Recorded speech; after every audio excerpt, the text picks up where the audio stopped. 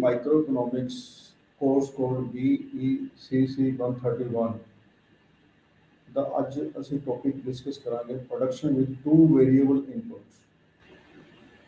ਪਿਛਲੇ ਲੈਕਚਰ 'ਚ ਅਸੀਂ ਡਿਸਕਸ ਕੀਤਾ ਸੀ production with one variable inputs. Production with two variable input ਦਾ ਮਤਲਬ ਹੈ ਉਤਪਾਦਨ ਦੇ ਦੋ ਸਾਧਨਾਂ ਵਿੱਚ ਤਬਦੀਲੀ ਕਰਨ ਨਾਲ, ਮਤਲਬ ਜੇ ਦੋ ਸਾਧਨਾਂ ਵਿੱਚ ਅਸੀਂ ਤਬਦੀਲੀ ਕਰਦੇ ਹਾਂ ਤਾਂ ਉਤਪਾਦਨ 'ਤੇ ਕੀ ਅਸਰ ਹੋਏਗਾ। ਇਸ ਟੌਪਿਕ ਦੇ ਜਿਹੜੇ ਆਬਜੈਕਟਿਵਸ ਹੈ ਉਹ ਆਬਜੈਕਟਿਵ ਜਾਂ ਜਿਹਨੂੰ ਉਦੇਸ਼ ਕਹਿੰਦੇ ਆ ਉਹ ਉਦੇਸ਼ ਹੈ ਕਿ ਅਸੀਂ ਆਈਸੋਪੁਆਇੰਟਸ ਦਾ ਮਤਲਬ ਅਰਥ ਅਤੇ ਉਸਦੀ ਪ੍ਰਕਿਰਤੀ ਬਾਰੇ ਜਾਣਦੇ। ਆਈਸੋਪੁਆਇੰਟ ਦਾ ਮਤਲਬ ਹੁੰਦਾ ਸਮਾਨ ਉਤਪਾਦਨ ਵਾਲੀ ਵਕਰ। ਲੇਟੈਸਟ ਸਟੇਜ 'ਤੇ ਆਪਾਂ ਇਹਨੂੰ ਡਿਸਕਸ ਕਰਾਂਗੇ। ਫਿਰ ਦੂਸਰਾ ਜਿਹੜਾ ਉਦੇਸ਼ ਹੈ ਕਿ ਅਸੀਂ ਉਸ ਆਰਥਿਕ ਖੇਤਰ ਦੀ ਪਹਿਚਾਣ ਕਰਨੀ ਹੈ ਜਿਸ ਦੇ ਵਿੱਚ ਉਤਪਾਦਨ ਹੁੰਦਾ ਹੈ।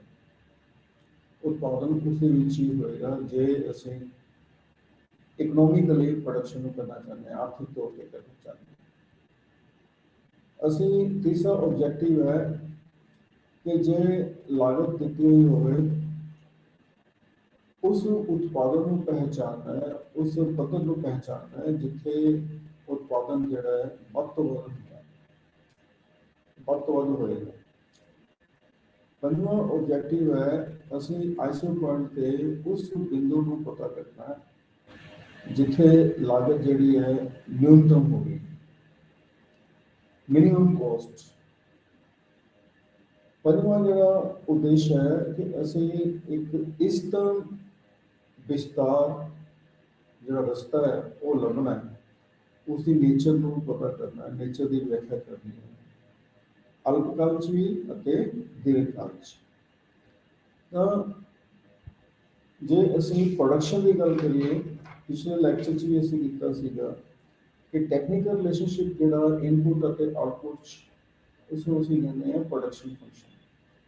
ਤਾਂ ਜੇ ਅਸੀਂ ਉਦਾਹਰਨ ਦੇ ਤੌਰ 'ਤੇ ਜੇ ਪ੍ਰੋਡਕਸ਼ਨ ਨੂੰ ਵਧਾਉਣਾ ਹੋਵੇ ਤਾਂ ਜੇ ਦਿੱਤੇ ਹੋਏ ਉਤਪਾਦਨ ਦੇ ਸਾਧਨ ਨੂੰ ਲਗਾ ਲਈਏ ਤਾਂ ਜੇ ਉਤਪਾਦਨ ਦੀ ਤਕਨੀਕ ਦੇ ਵਿੱਚ ਅਸੀਂ ਸੁਧਾਰ ਕਰ ਲਈਏ, ਟੈਕਨੋਲੋਜੀਕਲੀ ਇੰਪਰੂਵਮੈਂਟ ਕਰ ਲਈਏ ਤਾਂ ਉਤਪਾਦਨ ਦੇ ਵਿੱਚ ਵਾਧਾ ਕੀਤਾ ਜਾ ਸਕਦਾ। ਤਾਂ ਜਿਸ ਤਰ੍ਹਾਂ ਇਸ ਵਿੱਚ ਦਿੱਤਾ ਹੋਇਆ ਪ੍ਰੋਡਕਸ਼ਨ ਕਿਉਂ is the production, it is the function of, ਜੇ ਅਸੀਂ ਦੋ ਫੈਕਟਰ ਮੰਨੀਏ ਉਤਪਾਦਨ ਦੇ, ਲੇਬਰ ਐਂਡ ਕੈਪੀਟਲ, ਕਿ production is the function of labour and capital. ਉਤਪਾਦਨ ਜਿਹੜਾ ਹੈ ਉਹ ਮਜ਼ਦੂਰ ਅਤੇ ਪੂੰਜੀ ਦਾ ਫਲਨ। ਜੇ ਅਸੀਂ ਉਤਪਾਦਨ ਨੂੰ ਵਧਾਉਣਾ ਚਾਹੁੰਦੇ ਹਾਂ ਤਾਂ ਲੇਬਰ ਅਤੇ ਕੈਪੀਟਲ ਵਿੱਚ ਵਾਧਾ ਕਰੀਏ, ਜੇ ਉਤਪਾਦਨ ਨੂੰ ਵਿੱਚ ਕਮੀ ਕਰਨਾ ਚਾਹਤੇ ਹਾਂ ਤਾਂ ਲੇਬਰ ਅਤੇ ਕੈਪੀਟਲ ਵਿੱਚ ਕਮੀ ਕੀਤੀ ਜਾ ਸਕਦੀ।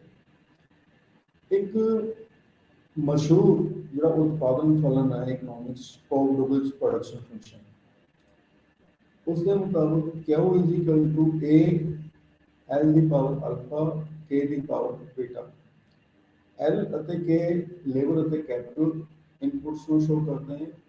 A ਜਿਹੜਾ ਹੈ ਕਨਸਟੈਂਟ ਹੈ ਅਤੇ ਇਸ ਦੇ ਵਿੱਚ ਅਸੀਂ ਮੰਨਦੇ ਹਾਂ ਕਿ ਜੇ ਇਨਪੁਟ ਨੂੰ ਅਸੀਂ ਇਨਪੁਟ ਵਿੱਚ ਲੇਬਰ ਅਤੇ ਕੈਪੀਟਲ ਨੂੰ ਜਿਸ ਅਨੁਪਾਤ ਦੇ ਵਿੱਚ ਅਸੀਂ ਵਧਾਉਂਦੇ ਹਾਂ, ਜਿਸ ਅਨੁਪਾਤ ਦੇ ਵਿੱਚ ਉਸਦਾ ਵਿਸਤਾਰ ਕਰਦੇ ਹਾਂ, ਉਸੇ ਅਨੁਪਾਤ ਦੇ ਵਿੱਚ ਉਤਪਾਦਨ ਦੇ ਵਿੱਚ ਵਾਧਾ ਹੋਏਗਾ।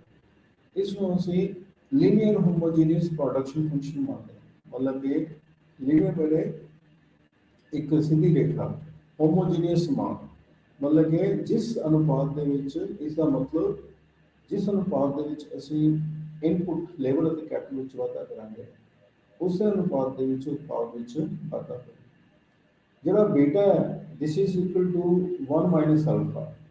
ਜੇ ਬੀਟਾ ਦੀ ਵੈਲਿਊ ਅਸੀਂ K ਦੀ ਪਾਵਰ 'ਚ ਸਬਸਟੀਟਿਊਟ ਕਰ ਦਈਏ ਤਾਂ ਕਿਉ ਇਜ਼ ਇਕੁਅਲ ਟੂ ਮਤਲਬ output is equal to A L alpha ਦੀ ਪਾਵਰ ਅਲਫਾ ਅਤੇ K ਦੀ ਪਾਵਰ 1 ਮਾਈਨਸ ਬੀਟਾ। ਜੇ ਅਸੀਂ ਲੇਬਰ ਅਤੇ ਕੈਪੀਟਲ ਨੂੰ ਲੈਂਡਾ ਟਾਈਮਸ ਲੱਗੇ, lambda means suppose 5 times K times, ਮਤਲਬ 5 ਗੁਣਾ ਅਸੀਂ ਜੇ ਲੇਬਰ ਅਤੇ ਕੈਪੀਟਲ ਵਿੱਚ ਵਾਧਾ ਕਰ ਦਈਏ ਤਾਂ ਉਤਪਾਦਨ ਵਿੱਚ ਵਾਧਾ ਵੀ 5 ਗੁਣਾ ਹੀ ਹੋਵੇਗਾ। ਤਾਂ ਇਸ ਪ੍ਰੋਡਕਸ਼ਨ ਫੰਕਸ਼ਨ ਦਾ, ਕੋਵ-ਡੁਗਲਸ ਪ੍ਰੋਡਕਸ਼ਨ ਫੰਕਸ਼ਨ ਦਾ ਅਰਥ ਇਹ। ਹੁਣ ਅਸੀਂ ਡਿਸਕਸ ਕਰਦੇ ਹਾਂ कि आइसो पॉइंट्स होंगे की iso points iso meaning same समान points means quantity iso point का मतलब होंगे वो रेखा जिहड़ी कि दो उत्पादन के साधनों के उन्होंने बिंदुओं को दर्शाती है ਜਿਹੜੇ ਕਿ ਸਮਾਨ ਉਤਪਾਦਨ ਨੂੰ ਦਰਸਾਉਂਦੇ ਨੇ ਦੋ ਵੱਖਰੇ ਵੱਖਰੇ ਉਤਪਾਦਨ ਦੇ ਸਾਧਨ ਜਿਹੜੇ ਕਿ ਸਮਾਨ ਉਤਪਾਦਨ ਨੂੰ ਦਰਸਾਉਂਦੇ ਨੇ ਜਿਸ ਤੇ ਉਤਪਾਦਨ ਜਿਹੜਾ ਹੈ ਸੇਮ ਹੁੰਦਾ ਹੈ ਲੇਕਿਨ ਫੈਕਟਰ ਕੰਬੀਨੇਸ਼ਨ ਜਿਹੜਾ ਹੈ ਉਹ ਅਲੱਗ-ਅਲੱਗ ਹੁੰਦਾ ਹੈ ਉਸ ਨੂੰ ਅਸੀਂ ਆਈਸੋ ਪੁਆਇੰਟ ਕਹਿੰਦੇ ਹਾਂ ਇਸ ਟੇਬਲ ਦੇ ਵਿੱਚ ਅਸੀਂ ਦੇਖੀਏ ਕਿ ਲੇਬਰ ਦੀਆਂ ਜਿਹੜੀਆਂ ਇਕਾਈਆਂ ਨੇ ਲੇਬਰ ਦੇ ਕੈਪੀਟਲ ਅਸੀਂ ਦੋ ਉਤਪਾਦਨ ਦੇ ਸਾਧਨ ਮੰਨਦੇ ਹਾਂ ਅਤੇ ਉੱਪਰ ਟੇਬਲ ਦੇ ਹੈਡਿੰਗ ਦਿੱਤੀ ਹੋਈ ਹੈ ਕਿ ਜੇ ਅਸੀਂ 100 ਇਕਾਈਆਂ ਉਤਪਾਦਨ ਕਰਨਾ ਚਾਹੁੰਦੇ ਹਾਂ ਐਕਸ ਵਸਤੂ ਦੀਆਂ ਤਾਂ ਇਹਦੇ ਲੇਬਰ ਦੇ ਕੈਪੀਟਲ ਦੇ ਡਿਫਰੈਂਟ ਕੰਬੀਨੇਸ਼ਨਸ ਕਿ 2 ਯੂਨਿਟਸ ਲੇਬਰ ਦੀਆਂ ਅਤੇ 7 ਯੂਨਿਟਸ ਕੈਪੀਟਲ ਦੀਆਂ ਲਗਾ ਲਈਏ ਜੇ ਅਸੀਂ ਲੇਬਰ ਦੀ ਇਕਾਈਆਂ ਵਿੱਚ ਵਾਧਾ ਕਰਦੇ ਹਾਂ ਤਾਂ ਕੈਪੀਟਲ ਦੀ ਇਕਾਈਆਂ ਸਾਨੂੰ ਅਸੀਂ ਘਟਾਉਂਦੇ ਹਾਂ ਕਿੰਨੀਆਂ ਇਕਾਈਆਂ ਘਟਾਈਆਂ 3 7 ਮਾਈਨਸ 4 3 ਹੋ ਗਈ ਜੇ ਅਸੀਂ ਲੇਬਰ ਦੀ ਇਕਾਈਆਂ 4 ਤੋਂ 6 ਕਰਦੇ ਹਾਂ ਤਾਂ ਕੈਪੀਟਲ ਦੀ ਇਕਾਈਆਂ ਅਸੀਂ ਇੱਕ ਘਟਾਤੀ 4 ਮਾਈਨਸ 1 ਦੈਟ ਇਜ਼ 3 ਤਾਂ ਹੁਣ ਚਾਹੇ ਇਹ ਜਿਹੜੀ ਪ੍ਰੋਸੈਸ 1 ਹੋਵੇ 2 ਹੋਵੇ 3 ਹੋਵੇ ਲੇਕਿਨ ਉਤਪਾਦਨ ਦੀ ਇਕਾਈਆਂ ਜਿਹੜੀਆਂ ਨੇ ਉਹ 100 ਯੂਨਿਟਸ ਹੀ ਹੋਣਗੀਆਂ 100 ਇਕਾਈਆਂ ਹੀ ਹੋਣਗੀਆਂ ਹੁਣ ਇਸ ਪਹਿਲੇ ਪ੍ਰੋਸੈਸ ਦੇ ਵਿੱਚ ਸਾਨੂੰ ਪਤਾ ਲੱਗਦਾ ਹੈ ਕਿ ਅਸੀਂ ਕੈਪੀਟਲ ਦੀ ਇਕਾਈਆਂ ਜ਼ਿਆਦਾ ਯੂਜ਼ ਕੀਤੀਆਂ ਅਤੇ ਲੇਬਰ ਦੀ ਇਕਾਈਆਂ ਘੱਟ ਯੂਜ਼ ਕੀਤੀਆਂ ਇਹਦਾ ਮਤਲਬ ਪ੍ਰੋਸੈਸ 1 ਦੇ ਵਿੱਚ ਕੈਪੀਟਲ ਇੰਟੈਂਸਿਵ ਟੈਕਨੋਲੋਜੀ ਨੂੰ ਅਸੀਂ ਯੂਜ਼ ਕੀਤਾ ਮਤਲਬ ਪੂੰਜੀ ਸੰਘਣੀ ਟੈਕਨੋਲੋਜੀ ਨੂੰ ਯੂਜ਼ ਕੀਤਾ ਜੇ ਅਸੀਂ ਪ੍ਰੋਸੈਸ 3 ਯੂਜ਼ ਕਰਦੇ ਹਾਂ ਤਾਂ ਇਸ 'ਚ ਲੇਬਰ ਜ਼ਿਆਦਾ ਯੂਜ਼ ਕੀਤੇ ਹੈ ਕੈਪੀਟਲ ਘੱਟ ਯੂਜ਼ ਕੀਤੀ ਹੈ ਇਸ ਕਰਕੇ ਇਸ ਨੂੰ ਲੇਬਰ ਇੰਟੈਂਸਿਵ ਟੈਕਨੋਲੋਜੀ ਜਾਂ ਮਜ਼ਦੂਰ ਸੰਘਣੀ ਜਿਹੜੀ ਤਕਨੀਕ ਹੈ ਉਹ ਕਹਿ ਸਕਦੇ ਹਾਂ ਜੇ ਅਸੀਂ ਕੈਪੀਟਲ ਇੰਟੈਂਸਿਵ ਟੈਕਨੋਲੋਜੀ ਨੂੰ ਯੂਜ਼ ਕਰੀਏ ਚਾਹੇ ਲੇਬਰ ਇੰਟੈਂਸਿਵ ਟੈਕਨੋਲੋਜੀ ਨੂੰ ਯੂਜ਼ ਕਰੀਏ ਪਰ ਪ੍ਰੋਡਕਸ਼ਨ ਜਿਹੜਾ ਹੈ ਉਹ ਕੀ ਹੈ ਸੇਮ ਹੋਏਗਾ ਤਾਂ ਇੱਕ ਇੱਥੇ ਮੈਂ ਦੱਸਣਾ ਚਾਹਾਂਗਾ ਕਿ ਇੱਕ ਹੁੰਦਾ marginal rate of technical substitution MRT ਕਹਿੰਦੇ ਹਨ marginal rate of technical substitution ਸੀਮਾਂਤ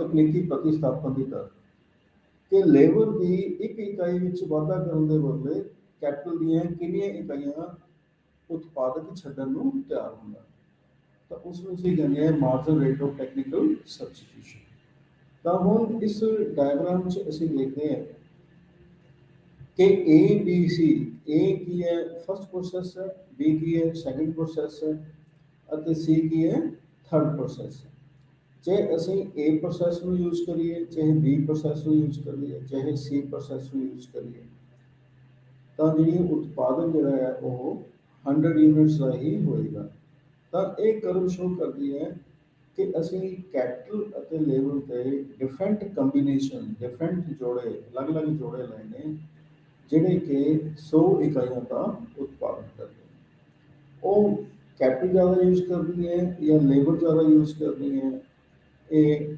ਉਤਪਾਦਕ ਤੇ ਡਿਪੈਂਡ ਕਰਦਾ ਹੈ ਕਿ ਉਸ ਕੰਟਰੀ ਤੇ ਡਿਪੈਂਡ ਕਰਦਾ ਹੈ ਕਿ ਕਿਸ ਕੰਟਰੀ ਦੇ ਵਿੱਚ ਲੇਬਰ ਜ਼ਿਆਦਾ ਹੈ ਅਤੇ ਕਿਸ ਕੰਟਰੀ ਵਿੱਚ ਕੈਪੀਟਲ ਜ਼ਿਆਦਾ ਹੈ ਜਾਂ ਉਸ ਉਤਪਾਦਕ ਨੂੰ ਕਿਹੜੀ ਟੈਕਨੋਲੋਜੀ ਦੀ ਵਰਤੋਂ ਕਰਕੇ ਜ਼ਿਆਦਾ ਠੀਕ ਲੱਗਦਾ ਪਰ ਪ੍ਰੋਡਕਸ਼ਨ ਜਿਹੜਾ ਹੈ ਉਹ 100 ਯੂਨਿਟਸ ਹੀ ਹੋਏਗਾ ਤਾਂ ਇਹ ਸੀਗੀ ਆਈਸੋ ਪੁਆਇੰਟ ਹੁਣ ਇਸ ਆਈਸੋ ਪੁਆਇੰਟ ਇਹ ਤਿੰਨ ਤਰ੍ਹਾਂ ਦਾ ਹੁੰਦਾ ਇੱਕ ਕਨਵੈਕਸ ਜਿਹਨੂੰ ਮੂਲ ਬਿੰਦੂ ਵੱਲ ਝੁਕਿਆ ਹੋਇਆ ਕਹਿੰਦੇ ਹਾਂ ਇੱਕ ਲੀਨੀਅਰ ਜਿਹਨੂੰ ਅਸੀਂ ਸਟੇਟ ਲਾਈਨ ਕਹਿੰਦੇ ਹਾਂ ਇੱਕ ਆਦਾਨ ਅਤੇ ਉਤਪਾਦਨ ਦੇ ਦਾ ਆਈਸੋ ਪੁਆਇੰਟ ਜਿਹੜਾ ਕਨਵੈਕਸ ਆਈਸੋ ਪੁਆਇੰਟ ਹੈ ਉਹ ਇਹੀ ਹੈ ਕਨਵੈਕਸ ਮੈਨੇ ਜਿਹੜਾ ਮੂਲ ਬਿੰਦੂ ਵੱਲ ਝੁਕਿਆ ਹੋਇਆ ਇਹ ਕਨਵੈਕਸ ਇਸ ਗੱਲ ਤੇ ਆਧਾਰਿਤ ਹੈ ਕਿ marginal rate of technical substitution ਕੀ ਹੈ ਡਿਕਰੀਜ਼ਿੰਗ ਹੁੰਦਾ ਹੈ ਇਸ ਦਾ ਮਤਲਬ ਮੈਂ ਦੱਸਿਆ ਹੁਣੇ ਥੋੜੀ ਦੇਰ ਪਹਿਲਾਂ ਕਿ ਲੇਬਰ ਦੀ ਇਕਾਈ ਵਿੱਚ ਵਾਧਾ ਕਰਨ ਦੇ ਬਦਲੇ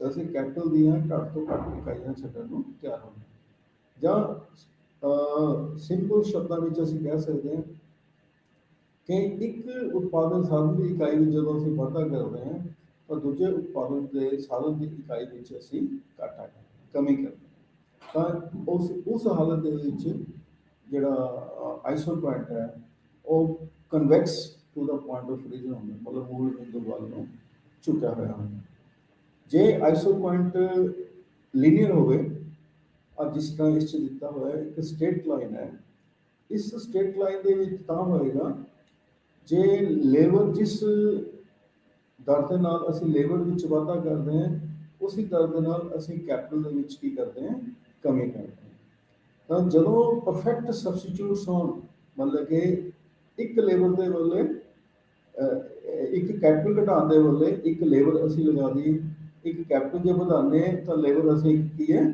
ਘਟਾ ਦਈਏ ਤਾਂ ਮਤਲਬ ਕੈਪੀਟਲ ਅਤੇ ਲੇਬਰ ਜਾਂ ਲੇਬਰ ਅਤੇ ਕੈਪੀਟਲ ਇੱਕ ਦੂਜੇ ਦੇ ਪਰਫੈਕਟ ਸਬਸਟੀਟਿਊਟਸ ਹੋਣ ਮਤਲਬ ਪੂਰਨ ਤੌਰ ਤੇ ਪ੍ਰਤੀਸਥਾਪਨ ਹੋਣ ਸਾਧਨ ਇੱਕ ਦੂਜੇ ਦੇ ਪ੍ਰਤੀ ਤਾਂ ਉਸ ਹਾਲਤ ਦੇ ਵਿੱਚ ਆਈਸੋ ਪੁਆਇੰਟ ਜਿਹੜੀ ਹੈ ਇੱਕ ਸਟ੍ਰੇਟ ਲਾਈਨ ਹੁੰਦੀ ਹੈ ਉਤਪਾਦਨ ਚਾਹੇ ਏ ਬਿੰਦੂ ਹੈ ਚਾਹੇ ਸੀ ਬਿੰਦੂ ਹੈ ਚਾਹੇ ਈ ਹੈ ਚਾਹੇ ਜੀ ਹੈ ਉਤਪਾਦਨ ਜਿਹੜਾ ਹੈ ਇਸ ਡਾਇਗ੍ਰਾਮ ਦੇ ਵਿੱਚ 50 ਇਕਾਈਆਂ ਦਾ ਹੀ ਜੇ ਅਸੀਂ ਕੈਪੀਟਲ ਨੂੰ A ਤੋਂ B ਤੱਕ ਘਟਾ ਦਿੰਦੇ ਹਾਂ ਤਾਂ ਲੇਬਰ ਦੇ ਵਿੱਚ ਅਸੀਂ RS ਵਾਧਾ ਕਰਦੇ ਹਾਂ ਜੇ ਕੈਪੀਟਲ ਅਸੀਂ CD ਘਟਾ ਦਿੰਦੇ ਹਾਂ ਤਾਂ ਲੇਬਰ ਅਸੀਂ ST ਵਾਧਾ ਕਰਦੇ ਹਾਂ ਜੇ ਕੈਪੀਟਲ ਅਸੀਂ EF ਇਕਾਈਆਂ ਘਟਾ ਦਿੰਦੇ ਹਾਂ ਤਾਂ ਲੇਬਰ ਵਿੱਚ ਅਸੀਂ TU ਸਮਾਨ ਇਕਾਈਆਂ ਵਿੱਚ ਕੀ ਹੈ ਵਾਧਾ ਕਰਦੇ ਹਾਂ ਤਾਂ ਜਦੋਂ ਪਰਫੈਕਟ ਸਬਸਟੀਟਿਊਟਸ ਹੋਵੇ ਲੇਬਰ ਅਤੇ ਕੈਪੀਟਲ ਇੱਕ ਦੂਜੇ ਦੇ ਪ੍ਰਤੀ ਤਾਂ ਆਈਸੋ ਪੁਆਇੰਟ ਜਿਹੜਾ ਹੈ ਇੱਕ ਸਿੱਧੀ ਰੇਖਾ ਜੇ ਆਈਸੋ ਪੁਆਇੰਟ ਸਬਸਟੀਟਿਊਟ ਨਾ ਹੋਣ ਇੱਕ ਦੂਜੇ ਦੇ ਪੂਰਕ ਹੋਣ ਕੰਪਲੀਮੈਂਟਰੀ ਹੋਣ ਅਤੇ ਇਹਨਾਂ ਨੂੰ ਅਸੀਂ ਇੱਕ ਸਥਿਰ ਅਨੁਪਾਤ ਦੇ ਵਿੱਚ ਯੂਜ਼ ਕਰਦੇ ਹੋਈਏ ਤਾਂ ਉਸ ਹਾਲਤ ਦੇ ਵਿੱਚ ਆਈਸੋ ਪੁਆਇੰਟ ਇੱਕ ਐਲ ਸ਼ੇਪ ਬਣੇ ਮਤਲਬ ਇਹ ਕੰਪਲੀਮੈਂਟਰੀ ਨੇ ਮਤਲਬ ਜੇ ਲੇਬਰ ਅਸੀਂ ਵਾਧਾ ਕਰਦੇ ਹਾਂ ਤਾਂ ਕੈਪੀਟਲ ਵਿੱਚ ਵੀ ਵਾਧਾ ਕਰਦੇ ਹਾਂ ਜੇ ਕੈਪੀਟਲ 'ਚ ਕਮੀ ਕਰਦੇ ਹਾਂ ਤਾਂ ਲੇਬਰ ਵਿੱਚ ਵੀ ਕਮੀ ਕਰਦੇ ਹਾਂ ਤਾਂ ਇਹ ਜਿਹੜਾ ਆਈਸੋ ਪੁਆਇੰਟ ਹੈ ਦੋ ਰੇਖਾਵਾਂ ਦਾ ਜੋੜ ਹੈ ਹੋਰੀਜ਼ੋਨਟਲ ਜਿਹੜੀ ਕਰਵ ਹੈ ਜਿਹੜੀ ਪੈਰਲਲ ਟੂ ਐਕਸ ਐਕਸਿਸ ਹੈ ਇਹ ਲੇਬਰ ਵਿੱਚ ਵਾਧਾ ਕਰਦੀ ਹੈ ਲੇਬਰ ਨੂੰ ਸ਼ੋ ਕਰਦੀ ਹੈ ਜਿਹੜੀ ਵਰਟੀਕਲ ਲਾਈਨ ਹੈ ਇਹ ਕੈਪੀਟਲ ਨੂੰ ਸ਼ੋ ਕਰਦੀ ਹੈ ਜਿਸ ਪੁਆਇੰਟ ਤੇ ਇਹ ਦੋਨੋਂ ਰੇਖਾਵਾਂ ਇੱਕ ਦੂਜੇ ਨੂੰ ਮਿਲਦੀਆਂ ਨੇ ਉਹ convex to the point of origin ਜਿਹੜੀ ਉਹ ਲਾਈਨ ਇਹ ਸ਼ੋ ਕਰਦੀ ਹੈ ਕਿ ਕੈਪੀਟਲ ਅਤੇ ਲੇਬਰ ਦੇ ਅਨੁਪਾਤ ਦੇ ਵਿੱਚ ਵਾਧਾ ਸੇਮ ਅਨੁਪਾਤ ਵਿੱਚ ਸਮਾਨ ਅਨੁਪਾਤ ਦੇ ਵਿੱਚ ਹੁੰਦਾ ਜੇ ਅਸੀਂ P1 ਤੋਂ P2 ਆਈਸੋ ਪੁਆਇੰਟ ਤੇ ਜਾਂਦੇ ਹਾਂ ਤਾਂ ਉਤਪਾਦਨ ਦੇ ਵਿੱਚ ਵਾਧਾ ਹੁੰਦਾ ਹੈ 50 ਤੋਂ 100 ਯੂਨਿਟਸ ਅਤੇ ਲੇਬਰ ਅਤੇ ਕੈਪੀਟਲ ਦੋਨਾਂ ਦੇ ਵਿੱਚ ਸਮਾਨ ਅਨੁਪਾਤ ਦੇ ਵਿੱਚ ਇੱਕ ਸਥਿਰ ਅਨੁਪਾਤ ਦੇ ਵਿੱਚ ਕੀ ਹੋਏਗਾ ਵਾਧਾ ਹੋਵੇਗਾ ਤਾਂ ਉਸ ਹਾਲਤ ਦੇ ਵਿੱਚ ਇਸ ਨੂੰ ਅਸੀਂ ਕਹਿੰਦੇ ਹਾਂ ਇਨਪੁਟ ਆਉਟਪੁੱਟ ਆਈਸੋ ਪੁਆਇੰਟ ਹੁਣ ਅਸੀਂ ਡਿਸਕਸ ਕਰਦੇ ਹਾਂ iso point map iso point map ਕੀ ਹੁੰਦਾ ਹੈ ਇੱਕ complete set of iso points iso points ਦਾ ਇੱਕ ਕੰਪਲੀਟ ਸੈੱਟ ਜਿਹੜਾ ਕਿ ਪ੍ਰੋਡਿਊਸਰ ਦੇ ਲਈ ਅਸੀਂ ਬਣਾਉਂਦੇ ਹਾਂ ਪ੍ਰੋਡਿਊਸਰ ਦੇ ਲਈ ਆਈਸੋ ਪੁਆਇੰਟ ਦਾ ਮੈਪ ਉਸ ਨੂੰ ਅਸੀਂ ਆਈਸੋ ਪੁਆਇੰਟ ਦਾ ਸੈੱਟ ਉਸ ਨੂੰ ਅਸੀਂ ਕਹਿੰਦੇ ਹਾਂ ਆਈਸੋ ਪੁਆਇੰਟ ਮੈਪ ਜਿਸ ਤਰ੍ਹਾਂ P1 100 ਆਈਸੋ ਪੁਆਇੰਟ P1 100 ਯੂਨਿਟਸ ਨੂੰ ਸ਼ੋ ਕਰਦਾ P2 200 ਯੂਨਿਟਸ ਨੂੰ P3 300 ਯੂਨਿਟਸ ਨੂੰ P4 400 ਯੂਨਿਟਸ ਨੂੰ ਸ਼ੋ ਕਰਦਾ ਤਾਂ ਜਿੰਨੀ ਹਾਇਰ ਆਈਸੋ ਪੁਆਇੰਟ ਹੋਏਗੀ ਜਿੰਨਾ ਉੱਚਾ ਆਈਸੋ ਹੋਏਗਾ ਉਨਾ ਹੀ ਪ੍ਰੋਡਕਸ਼ਨ ਜਿਹੜਾ ਹੈ ਉਹ ਕੀ ਹੈ ਜ਼ਿਆਦਾ ਹੋਏਗਾ ਮਤਲਬ ਜੇ ਇੱਕ ਤੋਂ ਜ਼ਿਆਦਾ ਅਸੀਂ ਇੱਕ ਡਾਇਗ੍ਰਾਮ ਦੇ ਵਿੱਚ ਮੋਟੇ ਤੌਰ ਤੇ ਅਸੀਂ ਸ਼ੋ ਕਰਦੇ ਹਾਂ ਤਾਂ ਉਸ ਨੂੰ ਅਸੀਂ ਕਹਿੰਦੇ ਹਾਂ ਆਈਸੋ ਪੁਆਇੰਟ ਮੈਪ ਠੀਕ ਹੈ ਜੀ this is the iso point map ਹੁਣ ਅਸੀਂ ਆਈਸੋ ਪੁਆਇੰਟ ਦੀਆਂ ਜਿਹੜੀਆਂ ਅਜੰਪਸ਼ਨਸ ਮਾਨਤਾਵਾਂ ਕਿਹੜੀ ਕਿਹੜੀ ਮਾਨਤਾਵਾਂ ਤੇ ਆਧਾਰਿਤ ਆਈਸੋ ਪੁਆਇੰਟਸ ਬਣਦੇ पहली अजम्पशन ये है कि इस दे विच असीं सिर्फ दो फैक्टर्स ਨੂੰ ਲੈਣੇ, दो इनपुट ਲੈਣੇ। ਅਸੀਂ ਉਤਪਾਦਨ ਦੇ ਸਾਧਨ ਚਾਰ ਹੁੰਦੇ ਆ, land labour capital and entrepreneur, लेकिन इस दे विच सिर्फ असीं दो उत्पादन के साधन ਲੈਣੇ हैं, लेबर एंड कैपिटल असीं इस उदाहरण दे विच लिया। फिर असीं मंनते हैं कि फैक्टर्स ऑफ प्रोडक्शन जिहड़े उत्पादन के साधन हैं, चाहे कैपिटल है चाहे लेबर है, इसनूं छोटी छोटी इकाइयां दे विच वंडिया जा सकदा ਅਤੇ ਇਹਨਾਂ ਨੂੰ ਛੋਟੀ ਛੋਟੀ ਇਕਾਈਆਂ ਵਿੱਚ ਵੰਡ ਕੇ ਵੱਖਰੇ ਵੱਖਰੇ ਅਨੁਪਾਤ ਦੇ ਵਿੱਚ ਪ੍ਰਯੋਗ ਵਿੱਚ ਲਿਆਂਦਾ ਜਾ ਸਕਦਾ, ਪ੍ਰਯੋਗ ਵਿੱਚ ਕੀਤਾ ਜਾ ਸਕਦਾ, ਇਸਤੇਮਾਲ ਕੀਤਾ ਜਾ ਸਕਦਾ।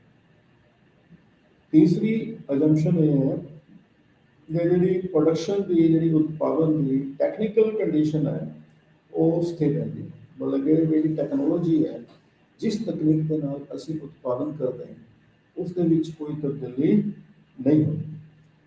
फिर असी ये मान के चलते हैं कि जोड़े डिफरेंट फैक्टर्स ऑफ प्रोडक्शन है, जोड़े वक्रे वक्रे उत्पादन के साधन हैं, उन्होंने असी कुशल ढंग के नाल एफिशिएंट वे के नाल असी वरतों में ले जाते यूज करते हैं। मैं रिपीट करदा exemption, two factors, only two factors. फिर असी फैक्टर्स को स्मॉल यूनिट्स के विच डिवाइड कर सकते हैं और वक्रे वक्रे अनुपात में यूज कर सकते हैं। तीसरी एग्जाम्पशन है कि जी उत्पादन की टैक्नोलॉजी है वो की है की हुई है। चौथी एग्जाम्पशन असी ये मानते हैं कि जो फैक्टरी ऑफ प्रोडक्शन है उन्होंने असी बहुत ही एफिशिएंट तरीके के नाल कुशल ढंग के यूज करते हैं। हुण असी डिस्कस करते हैं कि इसकी जिहड़ियां प्रॉपर्टीज ने या इहदे जिहड़े फीचर्स ने या इहदे जिहड़े करैक्टरिस्टिक्स ने आइसोकरेंट्स ने वो की। तो पहली जी एजम्पशन ये है कि सॉरी प्रॉपर्टी ये है कि आइसोकरेंट्स का जी ढलान है वो नीचे वाल होती है, नैगेटिव होती है, ऋणात्मक होती है, ऊपर तो नीचे वाल। दूसरी जी प्रॉपर्टी है कि जिन्नी उच्ची उदासी वक्र जिन्नी उच्ची आइसोकरेंट होएगी उन्ना ही ज़्यादा उत्पादन। तीसरी प्रॉपर्टी है कि दो आइसोकरेंट्स एक दूजे को ना कटते हैं ना एक दूजे को टच करते हैं। चौथी प्रॉपर्टी है कि आइसोकरेंट्स जिहड़े ने वो मूल बिंदु वाल नूं झुके हुए हैं। हुण पहली जिहड़ी प्रॉपर्टी है कि आइसोकरेंट ऊपर तो नीचे वाल नूं इहदी ढलान होंदी है, जिस तरह असीं देखते हैं ए तो बी, बी तो सी, सी तो डी। ये इस गल नूं शो करदा है कि जदों असीं एक उत्पादन के साधन विच वाधा करते हैं तो दूजे उत्पादन के साधन की इकाइयां विच असीं कमी करते हैं अते उत्पादन जिहड़ा है वो समान है। तो उत्पादन इस केस 100 यूनिट्स है, बी कंबीनेशन ते कैपिटल ज़्यादा लेबर घट ਅਤੇ सी ਕੰਬੀਨੇਸ਼ਨ ਚ ਕੈਪੀਟਲ ਘੱਟ ਅਤੇ ਲੇਬਰ ਕੀ ਹੈ ਜ਼ਿਆਦਾ ਅਸੀਂ ਯੂਜ਼ ਕਰਦੇ ਹਾਂ। ਚਾਹੇ ਕੰਬੀਨੇਸ਼ਨ ਅਸੀਂ B ਯੂਜ਼ ਕਰੀਏ ਚਾਹੇ ਕੰਬੀਨੇਸ਼ਨ ਅਸੀਂ C ਯੂਜ਼ ਕਰੀਏ ਤਾਂ ਮਤਲਬ ਡਿਫਰੈਂਟ ਅਸੀਂ ਕੰਬੀਨੇਸ਼ਨਸ ਲੇਬਰ ਅਤੇ ਕੈਪੀਟਲ ਦੇ ਯੂਜ਼ ਕਰ ਸਕਦੇ ਹਾਂ, ਪਰ ਪ੍ਰੋਡਕਸ਼ਨ ਜਿਹੜੀ ਹੈ ਉਹ ਕੀ ਹੈ ਸੇਮ ਹੈ। ਇਸ ਚ margin rate of technical substitution ਜਿਹੜੀ ਹੈ ਉਹ ਘਟਦੀ ਹੋਈ। दूसरी ਜਿਹੜੀ ਪ੍ਰੋਪਰਟੀ ਹੈ ਉਹ ਅਸੀਂ ਆਈਸੋਕਰੰਟ ਦੇ ਮੈਪ 'ਚ ਵੀ ਦੱਸਿਆ ਸੀਗਾ ਕਿ ਜਿੰਨਾ ਉੱਚਾ ਆਈਸੋਕਰੰਟ ਹੋਏਗਾ ਉਨਾ ਹੀ ਪ੍ਰੋਡਕਸ਼ਨ ਦਾ ਲੈਵਲ ਕੀ ਹੋਏਗਾ ਜ਼ਿਆਦਾ, ਜਿੰਨਾ ਨੀਚਾ ਆਈਸੋਕਰੰਟ ਹੋਏਗਾ ਉਨਾ ਹੀ ਪ੍ਰੋਡਕਸ਼ਨ ਦਾ ਲੈਵਲ ਕੀ ਹੈ ਘੱਟ ਹੋਏਗਾ। ਤਾਂ ਆਈਸੋਕਰੰਟ P1 100 ਯੂਨਿਟਸ ਨੂੰ ਸ਼ੋ ਕਰਦਾ ਹੈ ਜਦੋਂ ਅਸੀਂ ਲੇਬਰ ਅਤੇ ਕੈਪੀਟਲ ਦੇ ਡਿਫਰੈਂਟ ਕੰਬੀਨੇਸ਼ਨਸ ਨੂੰ ਯੂਜ਼ ਕਰਦੇ ਹਾਂ ਅਤੇ P2 ਜਿਹੜਾ ਆਈਸੋਕਰੰਟ ਹੈ ਉਹ 200 ਹਾਇਰ ਜਾਂ ਜ਼ਿਆਦਾ ਉਤਪਾਦਨ ਨੂੰ ਸ਼ੋ ਕਰਦਾ ਜਦੋਂ ਅਸੀਂ different combinations of labour and capital use ਕਰਦੇ ਹਾਂ ਅਤੇ ਲੇਬਰ ਅਤੇ ਕੈਪੀਟਲ ਦੀ ਜਿਹੜੀ ਮਾਤਰਾ ਹੈ ਉਹ ਅਸੀਂ ਵਧਾਉਂਦੇ ਹਾਂ। ਠੀਕ ਹੈ ਜੀ, ਤਾਂ ਇਹ ਸੀਗਾ higher the isoquant, higher the or larger the level of output. तीसरी जी प्रॉपर्टी है कि दो आइसोक्वेंट ना तो एक दूसरे को कट करते हैं ते ना टच करते। ਹੁਣ ਇਸ ਪ੍ਰੋਪਰਟੀ ਨੂੰ ਡਿਸਕਸ ਕਰਨ ਦੇ ਲਈ ਇਹ ਮੰਨ ਲੈਂਦੇ ਹਾਂ ਕਿ P1 ਇੱਕ ਆਈਸੋਕੁਐਂਟ ਹੈ ਜਿਹੜਾ ਕਿ 100 ਯੂਨਿਟਸ ਨੂੰ ਸ਼ੋ ਕਰਦਾ ਹੈ ਅਤੇ P2 ਆਈਸੋਕੁਐਂਟ ਜਿਹੜਾ ਹੈ 200 ਯੂਨਿਟਸ ਨੂੰ ਸ਼ੋ ਕਰਦਾ ਹੈ। ਇਹ ਦੋਨੋਂ ਜਿਹੜੇ ਆਈਸੋਕੁਐਂਟਸ ਨੇ ਮੰਨ ਲਓ ਇਹ ਪੁਆਇੰਟ ਦੇ ਉੱਤੇ ਕੱਟ ਕਰਦੇ ਆ ਇੱਕ ਦੂਜੇ ਨੂੰ ਕੱਟਦੇ ਆ। ਇਹ ਕੰਬੀਨੇਸ਼ਨ ਸ਼ੋ ਕਰਦਾ ਹੈ कि ਅਸੀਂ 30 ਇਕਾਈਆਂ ਕੈਪੀਟਲ ਦੀਆਂ ਅਤੇ 40 ਇਕਾਈਆਂ ਲੇਬਰ ਦੀਆਂ ਯੂਜ਼ ਕਰਦੇ ਹਾਂ। ਹੁਣ ਜੇ 30 ਇਕਾਈਆਂ ਕੈਪੀਟਲ ਦੀਆਂ ਅਤੇ 40 ਇਕਾਈਆਂ ਲੇਬਰ ਦੀ ਯੂਜ਼ ਕਰਦੇ ਹਾਂ ਤਾਂ ਇਹ ਕੰਬੀਨੇਸ਼ਨ ਸ਼ੋ ਕਰਦਾ ਹੈ 100 ਯੂਨਿਟਸ ਅਤੇ 200 ਯੂਨਿਟਸ ਆਫ ਪ੍ਰੋਡਕਸ਼ਨ। ਤਾਂ ਇੱਕ ਕੰਬੀਨੇਸ਼ਨ ਤੋਂ ਅਸੀਂ ਦੋ ਤਰ੍ਹਾਂ ਦੇ ਉਤਪਾਦਨ ਘੱਟ ਅਤੇ ਵੱਧ ਉਤਪਾਦਨ ਨਹੀਂ ਪ੍ਰੋਡਿਊਸ ਕਰ ਸਕਦੇ, ਵੱਧ ਇਕਾਈਆਂ ਪ੍ਰੋਡਿਊਸ ਨਹੀਂ ਕਰ ਸਕਦੇ। ਮਤਲਬ ਇਹ ਕੰਬੀਨੇਸ਼ਨ ਸ਼ੋ ਕਰਦਾ ਹੈ ਕਿ 100 ਯੂਨਿਟਸ ਐਂਡ 200 ਯੂਨਿਟਸ, ਜਦੋਂ ਕਿ ਲੇਬਰ ਅਤੇ ਕੈਪੀਟਲ ਦੀ ਇਕਾਈਆਂ ਅਸੀਂ ਸੇਮ ਯੂਜ਼ ਕਰ ਰਹੇ ਹਾਂ, ਵਿਚ ਇਜ਼ ਨਾਟ ਪੋਸੀਬਲ। ਜਾਂ 100 ਯੂਨਿਟਸ ਹੋਣਗੀਆਂ ਜਾਂ 200 ਯੂਨਿਟਸ ਹੋਣਗੀਆਂ, ਜਿਹੜਾ ਕਿ ਇਹ ਕੰਬੀਨੇਸ਼ਨ ਤੋਂ ਨਹੀਂ ਪਤਾ ਲੱਗ ਰਿਹਾ। ਇਹ ਕੰਬੀਨੇਸ਼ਨ ਸ਼ੋ ਕਰ ਰਿਹਾ ਹੈ ਦੋ ਤਰ੍ਹਾਂ ਦਾ ਉਤਪਾਦਨ 100 and 200 which is not possible, ਜਿਹੜਾ ਕਿ ਸੰਭਵ ਨਹੀਂ ਹੈ। ਠੀਕ ਹੈ, ਇਸ ਕਰਕੇ ਦੋ ਜਿਹੜੇ ਆਈਸੋਕੁਐਂਟਸ ਨੇ ਉਹ ਇੱਕ ਦੂਜੇ ਨੂੰ ਨਾ ਕੱਟ ਕਰ ਸਕਦੇ ਅਤੇ ਨਾ ਹੀ ਟੱਚ ਕਰ ਸਕਦੇ। ਹੁਣ ਜਿਹੜੀ ਚੌਥੀ ਪ੍ਰੋਪਰਟੀ ਹੈ ਕਿ ਆਈਸੋਕੁਐਂਟ ਜਿਹੜੇ ਨੇ ਉਹ convex to the point of origin. ਇਹ convex to the point of origin ਵੀ ਇਸੇ ਗੱਲ ਨੂੰ ਸ਼ੋ ਕਰਦਾ ਹੈ ਕਿ ਜਦੋਂ ਅਸੀਂ ਇੱਕ ਸਾਧਨ ਦੀ ਇਕਾਈਆਂ ਵਿੱਚ ਵਾਧਾ ਕਰਦੇ ਹਾਂ ਤਾਂ ਦੂਜੀ ਸਾਧਨ ਦੀ ਇਕਾਈਆਂ ਵਿੱਚ ਅਸੀਂ ਕਮੀ ਕਰਦੇ ਹਾਂ ਅਤੇ ਜਿਹੜੀ marginal rate of technical substitution ਹੈ ਉਹ ਕੀ ਹੈ, ਘਟਦੀ ਨਹੀਂ ਹੁੰਦੀ। ਮਤਲਬ ਜਿਉਂ ਅਸੀਂ ਲੇਬਰ ਦੀ ਇਕਾਈਆਂ ਵਿੱਚ ਵਾਧਾ ਕਰਦੇ ਹਾਂ ਤਾਂ ਕੈਪੀਟਲ ਦੀ ਇਕਾਈਆਂ ਜਿਹੜੀਆਂ ਨੇ ਉਹ ਲਗਾਤਾਰ ਕੀ ਹੈ, ਘਟਦੀਆਂ ਜਾਂਦੀਆਂ। ਜਿਸ ਤਰ੍ਹਾਂ ਜੇ ਪਹਿਲਾਂ ਉਹ ਇੱਕ ਇਕਾਈ ਲੇਬਰ ਦੇ ਵਿੱਚ ਵਾਧਾ ਕਰਨ ਦੇ ਲਈ ਉਹ 3 ਇਕਾਈਆਂ ਕੈਪੀਟਲ ਦੀਆਂ ਛੱਡੇ, ਫਿਰ 2 ਇਕਾਈਆਂ ਕੈਪੀਟਲ ਦੀ ਛੱਡੇ, ਫਿਰ 1 ਇਕਾਈ ਕੈਪੀਟਲ ਦੀ ਛੱਡੇ, ਤਾਂ ਇਸ ਨੂੰ ਅਸੀਂ ਕਹਿੰਦੇ ਹਾਂ ਕਿ ਆਈਸੋਕੁਐਂਟ ਜਿਹੜਾ ਹੈ ਉਹ convex to the point of origin, ਕਿ ਮੂਲ ਬਿੰਦੂ ਵੱਲ ਨੂੰ ਝੁਕਿਆ ਹੋਇਆ। ਤਾਂ ਇਹ ਸਾਨੂੰ ਸ਼ੋ ਕਰਦਾ ਕਿ margin rate of technical substitution ਜਾਂ ਜਿਹਨੂੰ ਅਸੀਂ ਸੀਮਾਂਤ ਤਕਨੀਕੀ ਸੀਮਾਂਤ ਪ੍ਰਤੀਸਥਾਪਨ ਦਰ ਕਹਿੰਦੇ ਹਾਂ, ਲੇਬਰ ਦਾ ਕੈਪੀਟਲ ਦੇ ਪ੍ਰਤੀ ਜਾਂ ਕੈਪੀਟਲ ਦਾ ਲੇਬਰ ਦੇ ਪ੍ਰਤੀ, ਉਹ ਲਗਾਤਾਰ ਘਟਦਾ ਜਾਂਦਾ ਹੈ ਜਦੋਂ ਕਿ ਉਤਪਾਦਨ ਦਾ ਪੱਧਰ ਜਿਹੜਾ ਹੈ ਉਹ ਸਮਾਨ ਰਹਿੰਦਾ। ਉਤਪਾਦਨ ਜਿਹੜਾ 100 ਯੂਨਿਟਸ ਹੀ ਹੈ, ਪਰ ਲੇਬਰ ਦੀ ਇਕਾਈ ਵਿੱਚ ਵਾਧਾ ਕਰਨ ਦੇ ਬਦਲੇ ਜਦੋਂ ਅਸੀਂ ਲੇਬਰ ਦੀ ਇਕਾਈਆਂ ਵਿੱਚ ਵਾਧਾ ਕਰੀ ਜਾਵਾਂਗੇ ਤਾਂ ਉਤਪਾਦਕ ਕੈਪੀਟਲ ਦੀਆਂ ਘੱਟ ਤੋਂ ਘੱਟ ਇਕਾਈਆਂ ਛੱਡਣ ਨੂੰ ਤਿਆਰ ਹੋਏਗਾ, ਜਦੋਂ ਕਿ ਉਤਪਾਦਨ ਦਾ ਪੱਧਰ ਜਿਹੜਾ ਹੈ ਉਹ ਸਮਾਨ ਹੈ। ਤਾਂ ਇਹ ਸੀਗੀਆਂ ਪ੍ਰੋਪਰਟੀਜ਼ ਆਫ ਆਈਸੋਕੁਐਂਟਸ।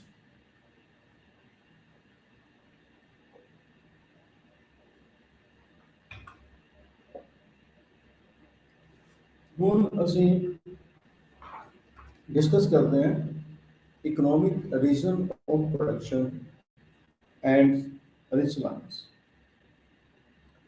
ਨੋਰਮਲ ਆਈਸੋਕੁਐਂਟ ਦੀ ਢਲਾਨ ਜਿਹੜੀ ਆਪਾਂ ਹੁਣੇ ਡਿਸਕਸ ਕੀਤਾ ਹੈ ਉਹ ਉੱਪਰ ਤੋਂ ਨੀਚੇ ਵੱਲ ਨੂੰ ਹੁੰਦੀ ਹੈ, ਨੈਗੇਟਿਵ ਹੁੰਦੀ ਹੈ। ਲੇਕਿਨ ਕੁਝ ਨੈਗੇਟਿਵ ਉਹ ਮਤਲਬ ਲਗਾਤਾਰ ਨੀਚੇ ਵੱਲ ਨੂੰ ਉਹਨਾਂ ਦਾ ਝੁਕਾਅ ਹੁੰਦਾ, ਪਰ ਕੁਝ ਆਈਸੋਕੁਐਂਟਸ ਇਸ ਤਰ੍ਹਾਂ ਦੇ ਹੁੰਦੇ ਹੈ ਕਿ ਉਹ ਇੱਕ ਸਟੇਜ ਤੋਂ ਬਾਅਦ ਉਹ ਉੱਪਰ ਵੱਲ ਨੂੰ ਜਾਂਦੇ ਹੈ, ਉੱਪਰ ਵੱਲੋਂ ਉਹਨਾਂ ਦੀ ਪੋਜ਼ਿਟਿਵਲੀ ਸਲੋਪ ਹੁੰਦੇ ਹੈ। ਤਾਂ ਜਿਸ ਤਰ੍ਹਾਂ ਅਸੀਂ ਇਸ ਡਾਇਗਰਾਮ 'ਚ ਦੇਖਦੇ ਹਾਂ P1, P2, P3, P4 ਇਹ ਆਈਸੋਕੁਐਂਟਸ ਨੂੰ ਸ਼ੋ ਕਰਦੇ हैं।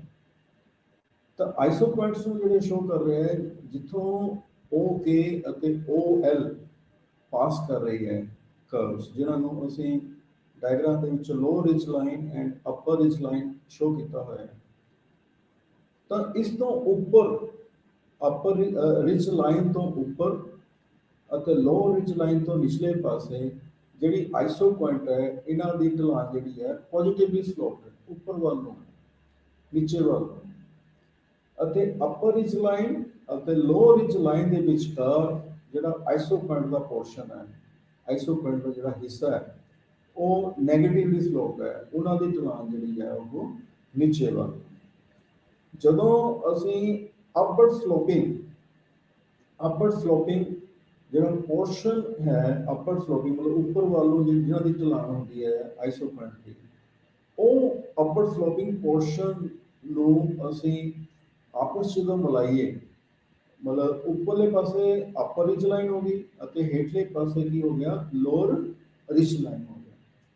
ਇਸ ਦੇ ਵਿੱਚ ਅਸੀਂ ਇਸ ਨੂੰ ਇੱਕ ਐਗਜ਼ਾਮਪਲ ਦੇ ਨਾਲ ਸ਼ੋ ਕਰ ਸਕਦੇ, ਐਕਸਪਲੇਨ ਕਰ ਸਕਦੇ ਕਿ ਮੰਨ ਲਓ P3 ਆਈਸੋ ਪੁਆਇੰਟ ਦੇ ਉੱਤੇ ਇੱਕ ਕੰਬੀਨੇਸ਼ਨ ਹੈ B ਤੇ ਸਾਨੂੰ ਇਹ ਪਤਾ ਲੱਗਦਾ ਹੈ ਕਿ ਜੇ ਅਸੀਂ P3 ਆਈਸੋ ਪੁਆਇੰਟ ਦੇ ਉੱਤੇ ਉਤਪਾਦਨ ਕਰਨਾ ਚਾਹੁੰਦੇ ਹਾਂ ਤਾਂ OK2 ਕੈਪੀਟਲ ਜਿਹੜੀ ਹੈ ਲੱਗੇਗੀ ਅਤੇ OL2 ਲੇਬਰ ਦਾ ਅਸੀਂ ਯੂਜ਼ ਕਰਾਂਗੇ। OK2 ਕੈਪੀਟਲ ਅਤੇ OL2 ਲੇਬਰ। ਅਤੇ ਜੇ ਅਸੀਂ ਲੇਬਰ ਨੂੰ OL2 ਤੋਂ ਜ਼ਿਆਦਾ ਯੂਜ਼ ਕਰਦੇ ਹਾਂ, ਜ਼ਿਆਦਾ ਅਸੀਂ ਲਗਾਉਂਦੇ ਹਾਂ, ਤਾਂ ਉਸ ਹਾਲਤ ਦੇ ਵਿੱਚ ਉਤਪਾਦਨ ਦੇ ਵਿੱਚ ਵਾਧਾ ਨਹੀਂ ਹੋਏਗਾ। ਇਸ ਪੁਆਇੰਟ ਦੇ ਉੱਤੇ B ਪੁਆਇੰਟ ਦੇ ਉੱਤੇ ਜਿਹੜੀ ਮਾਰਜਨਲ ਪ੍ਰੋਡਕਟ ਆਫ ਲੇਬਰ ਹੈ, ਸੀਮਾਂਤ ਉਤਪਾਦਨ ਲੇਬਰ ਦੀ, ਉਹ ਕੀ ਹੈ, 0 ਹੈ। ਅਤੇ ਇਸ ਪੁਆਇੰਟ ਦੇ ਉੱਤੇ marginal rate of technical substitution of labour for capital, marginal rate of technical substitution of labour for capital ਮਤਲਬ ਪੂੰਜੀ ਦੇ ਪ੍ਰਤੀ ਜਿਹੜਾ ਅਸੀਂ ਲੇਬਰ ਨੂੰ ਅਸੀਂ ਲਗਾਵਾਂਗੇ, ਪੂੰਜੀ ਦੇ ਸਥਾਨ ਦੇ ਉੱਤੇ ਲੇਬਰ ਨੂੰ ਅਸੀਂ ਲਗਾਵਾਂਗੇ, ਲਗਾ ਕੇ ਜੇ ਅਸੀਂ ਉਤਪਾਦਨ ਕਰਦੇ ਹਾਂ ਉਹ ਕੀ ਹੋਏਗਾ, 0 ਹੋਏਗਾ। ਇਸ ਦਾ ਮਤਲਬ ਇਹ ਹੋਇਆ ਕਿ ਪੁਆਇੰਟ B ਦੇ ਉੱਤੇ ਅਸੀਂ ਕੀ ਕਰਦੇ ਹਾਂ, labour has been substituted for capital to the maximum extent, ਮਤਲਬ ਪੂੰਜੀ ਦੇ ਸਥਾਨ ਤੇ ਜਿੰਨਾ ਅਸੀਂ ਲੇਬਰ ਅਸੀਂ ਲਗਾ ਸਕਦੇ ਸੀ ਮੈਕਸਿਮਮ, ਉਹ ਅਸੀਂ ਲਗਾ ਚੁੱਕੇ ਹਾਂ। ਇਸ ਤੋਂ ਜ਼ਿਆਦਾ ਅਸੀਂ ਜੇ ਲੇਬਰ ਲਗਾਵਾਂਗੇ ਤਾਂ ਉਤਪਾਦਨ ਦੇ ਵਿੱਚ ਵਾਧਾ ਨਹੀਂ ਹੋਏਗਾ। ਤਾਂ ਇਹ ਇਕਨੋਮਿਕ ਮਤਲਬ ਇਹ ਜਿਹੜੀ ਹੈ to the right line of OL ਜਿਹੜਾ ਹੈ ਲੇਬਰ ਦੀ ਜਿਹੜੀ ਹੈ ਸਟੇਜ 3 ਹੋਏਗੀ, ਮਤਲਬ OL ਦੇ ਸੱਜੇ ਪਾਸੇ ਜਿਹੜਾ ਪੋਰਸ਼ਨ ਹੈ ਇਸ ਨੂੰ ਅਸੀਂ ਸਟੇਜ 3 ਆਫ ਲੇਬਰ ਕਹਿੰਦੇ ਹਾਂ।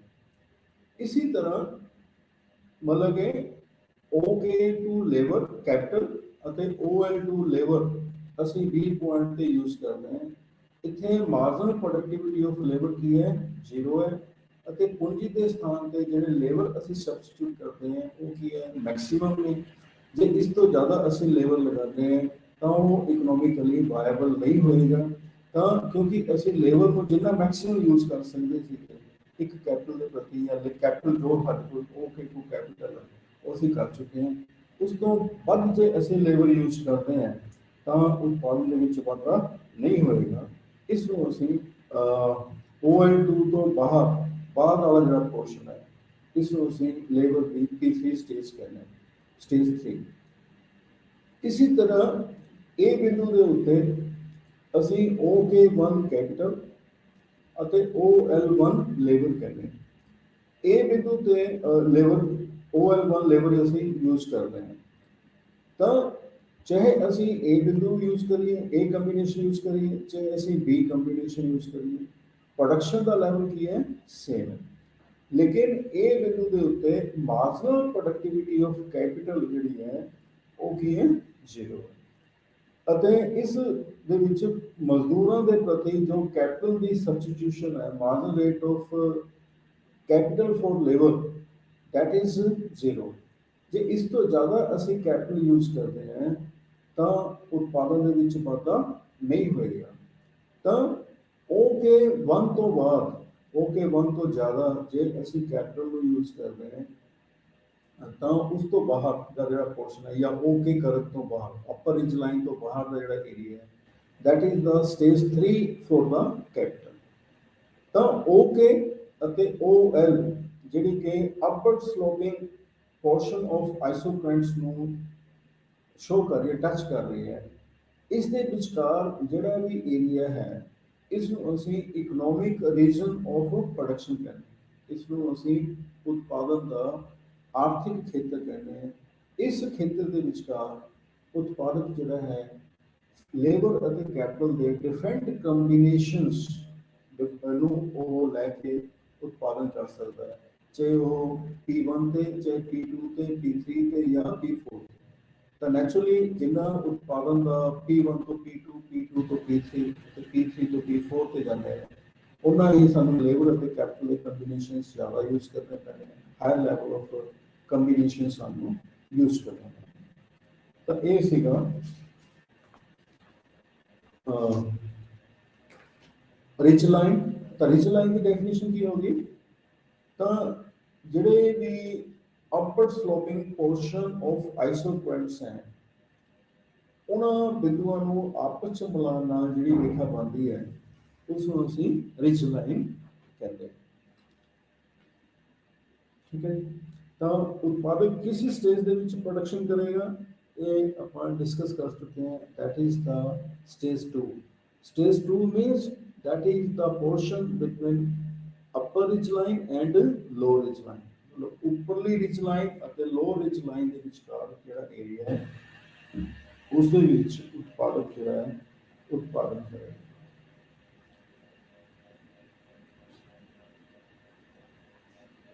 ਹੁਣ ਅਸੀਂ ਡਿਸਕਸ ਕਰਦੇ ਹਾਂ the optimum combination of factors and producers equilibrium। ਤਾਂ ਪਹਿਲਾਂ input prices and iso cost line ਇਹਦੇ ਅੰਦਰ ਅਸੀਂ ਕੀ ਡਿਸਕਸ ਕਰਾਂਗੇ। दूसरा कि maximisation of output for a given cost.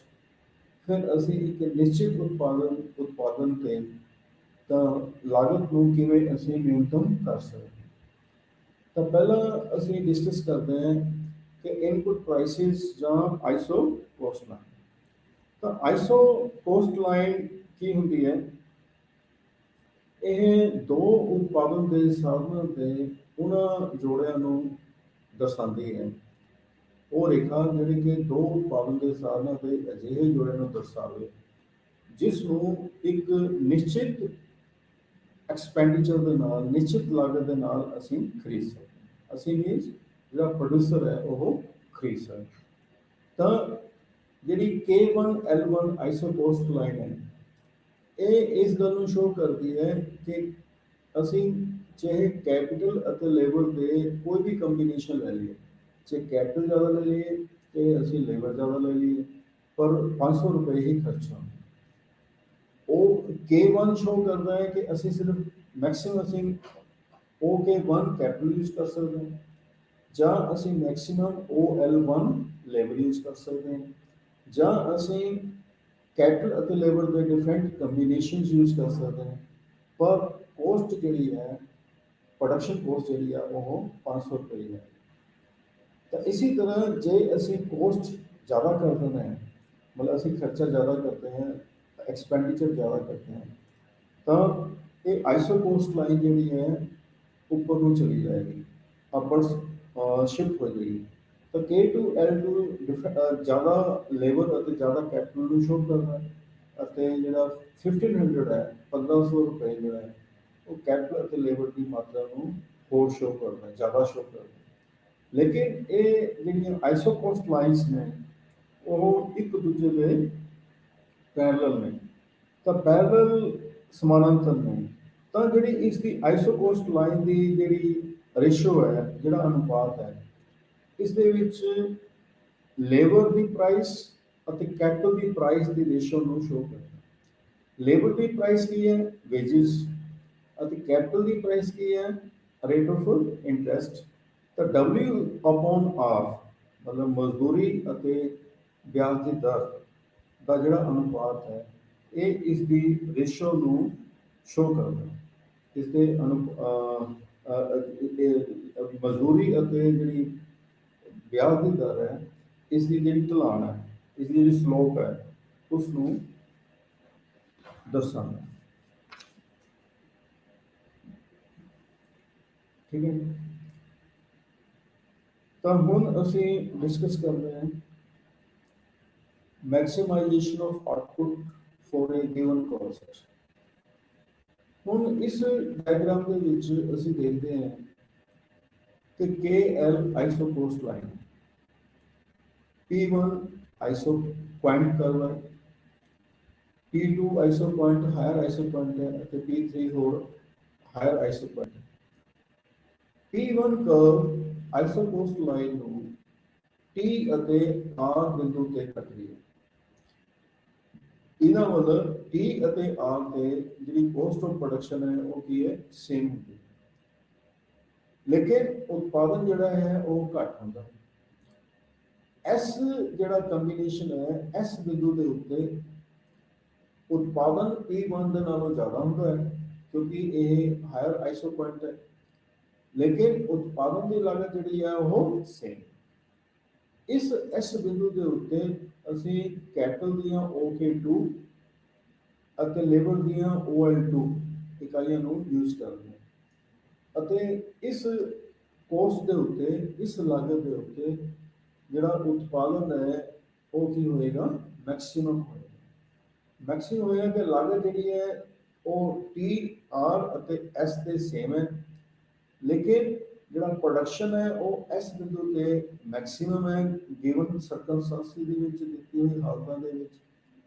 ਇਸ ਕਰਕੇ ਗਿਵਨ ਕੋਸਟ ਦੇ ਉੱਤੇ ਮੈਕਸਿਮਮ ਆਉਟਪੁੱਟ ਜਿਹੜਾ ਹੈ ਉਹ ਇਸ ਕੰਬੀਨੇਸ਼ਨ ਤੇ ਹੋਏਗਾ ਅਤੇ ਇਸ ਕੰਬੀਨੇਸ਼ਨ ਤੇ ਅਸੀਂ ਕੈਪੀਟਲ ਦੀਆਂ OK2 ਅਤੇ ਲੇਬਰ ਦੀਆਂ OL2 ਇਕਾਈਆਂ ਨੂੰ ਯੂਜ਼ ਕਰਦੇ ਹਾਂ। ਅਤੇ ਇਸ ਬਿੰਦੂ ਤੇ ਅਸੀਂ ਦੇਖਦੇ ਹਾਂ ਕਿ ਆਈਸੋ ਪੁਆਇੰਟ ਜਿਹੜਾ ਹੈ ਉਹ ਮੂਲ ਬਿੰਦੂ ਵੱਲੋਂ ਝੁਕਿਆ ਹੋਇਆ ਹੈ ਅਤੇ ਆਈਸੋ ਕੋਸਟ ਲਾਈਨ ਨੂੰ ਉਹ ਟੱਚ ਕਰ ਰਿਹਾ ਹੈ। ਜਿਸ ਇਹਦਾ ਮਤਲਬ ਹੋਇਆ ਕਿ ਜਿਸ ਬਿੰਦੂ ਤੇ ਆਈਸੋ ਪੁਆਇੰਟ ਜਿਹੜਾ ਹੈ ਆਈਸੋ ਕੋਸਟ ਲਾਈਨ ਨੂੰ ਟੱਚ ਕਰਦਾ ਹੈ, ਟੇਂਜੈਂਟ ਹੈ ਅਤੇ ਮੂਲ ਬਿੰਦੂ ਵੱਲੋਂ ਝੁਕਿਆ ਹੋਇਆ ਹੈ, ਉਸ ਬਿੰਦੂ ਤੇ ਮੈਕਸਿਮਮ ਆਉਟਪੁੱਟ ਹੋਏਗਾ ਅਤੇ ਪ੍ਰੋਡਿਊਸਰ ਕੀ ਹੈ ਉਹ ਸੈਟੀਸਫਾਈਡ ਹੋਏਗਾ। ਜਾਂ ਅਸੀਂ ਕਹਿ ਸਕਦੇ ਹਾਂ ਉਸ ਬਿੰਦੂ ਤੇ ਪ੍ਰੋਡਿਊਸਰ ਨੂੰ ਗਿਵਨ ਸਰਕਮਸਟੈਂਸਿਸ ਦੇ ਵਿੱਚ ਮੈਕਸਿਮਮ ਪ੍ਰੋਫਿਟ ਹੋਇਆ। ਹੁਣ ਨੈਕਸਟ ਜਿਹੜਾ ਹੈ ਅਤੇ ਇਸ ਬਿੰਦੂ ਤੇ ਇੱਕ ਚੀਜ਼ ਹੋਰ ਜਿਹੜੀ ਅਸੀਂ ਡਿਸਕਸ ਕਰਨਾ ਚਾਹੁੰਦੇ ਹਾਂ ਕਿ ਇਸ ਬਿੰਦੂ ਤੇ ਜਿਹੜਾ margin rate of technical substitution labour ਅਤੇ ਕੈਪੀਟਲ ਦਾ ਉਹ ਜਿਹੜਾ ਹੈ ਪ੍ਰਾਈਸ ਆਫ ਲੇਬਰ ਅਤੇ ਪ੍ਰਾਈਸ ਆਫ ਕੈਪੀਟਲ ਦੇ ਰੇਸ਼ੋ ਦੇ ਬਰਾਬਰ ਹੈ। ਮਤਲਬ margin rate of technical substitution for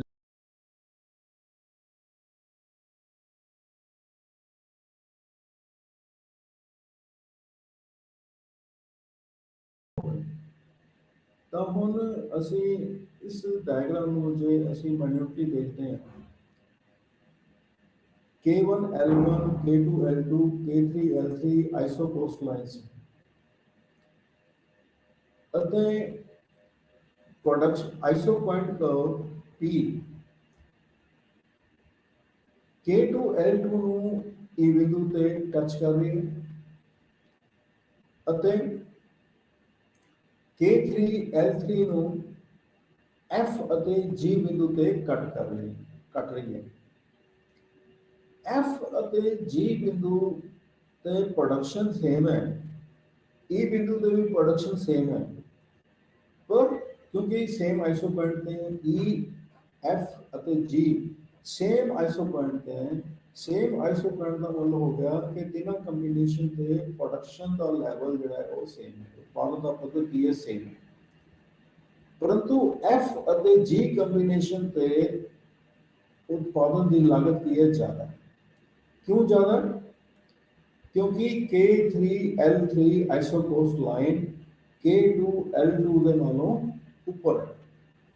higher iso cost line show करती है कि कॉस्ट ऑफ प्रोडक्शन की है ज्यादा, लेकिन ई बिंदु जिहड़ा है वो K2 L2 जिहड़ा कि लो आइसो कोस्ट लाइन ते, तो इसका मतलब कि प्रोड्यूसर जिहड़ा है उत्पादन तो सेम कर रहा है जो F ਅਤੇ G थे, परंतु उत्पादन की लागत की है ਦਿੱਤੀ ਹਾਲਤਾਂ ਦੇ ਵਿੱਚ ਮਿਨੀਮਮ ਹੈ, ਨਿਊਨਤਮ ਹੈ E ਬਿੰਦੂ ਦੇ ਉੱਤੇ, ਅਤੇ E ਕੰਬੀਨੇਸ਼ਨ ਤੇ ਜਾਂ E ਬਿੰਦੂ ਦੇ ਉੱਤੇ ਉਹ ਕੈਪੀਟਲ ਦੀਆਂ ਉਹ ਵੀ ਇਕਾਈਆਂ ਅਤੇ ਲੇਬਰ ਦੀਆਂ ਉਹ ਇਹ ਇਕਾਈਆਂ ਨੂੰ ਯੂਜ਼ ਕਰ ਰਹੇ, ਤਾਂ ਉਹ ਵੀ ਕੈਪੀਟਲ ਅਤੇ ਉਹ ਇਹ ਲੇਬਰ ਦੀ ਇਕਾਈਆਂ ਯੂਜ਼ ਕਰਕੇ ਜਿਹੜੀ ਕੋਸਟ ਆਫ ਪ੍ਰੋਡਕਸ਼ਨ ਹੈ ਉਹ ਕੀ ਹੋਏਗੀ, ਮਿਨੀਮਮ ਹੋਏਗੀ, ਜਦੋਂ ਕਿ ਲੈਵਲ ਆਫ ਆਊਟਪੁੱਟ ਇਸ ਦਾ ਸੇਮ।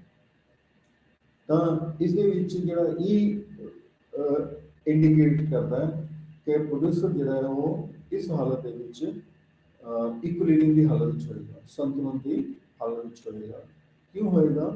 ਕਿਉਂਕਿ ਦਿੱਤੇ ਹੋਏ ਉਤਪਾਦਨ ਤੇ ਲਾਗਤ ਜਿਹੜੀ ਹੈ ਉਹ ਨਿਊਨਤਮ ਹੈ।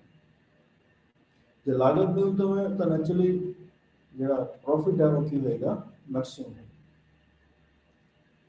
ਹੁਣ ਅਸੀਂ ਡਿਸਕਸ ਕਰਨਾ ਹੈ ਕਿ ਐਕਸਪੈਂਸ਼ਨ ਪਾਥ। ਐਕਸਪੈਂਸ਼ਨ ਪਾਥ ਅਸੀਂ optimum expansion path in the long run ਅਤੇ optimal expansion path in the short run, ਦੋਨੋਂ ਅਸੀਂ ਡਿਸਕਸ ਕਰਨਾ ਹੈ, ਲੰਮੇ ਸਮੇਂ ਦੇ ਵਿੱਚ ਵੀ, ਦੀਰਘ ਕਾਲ 'ਚ ਵੀ ਅਤੇ ਅਲਪ ਕਾਲ ਦੇ ਵਿੱਚ। ਤਾਂ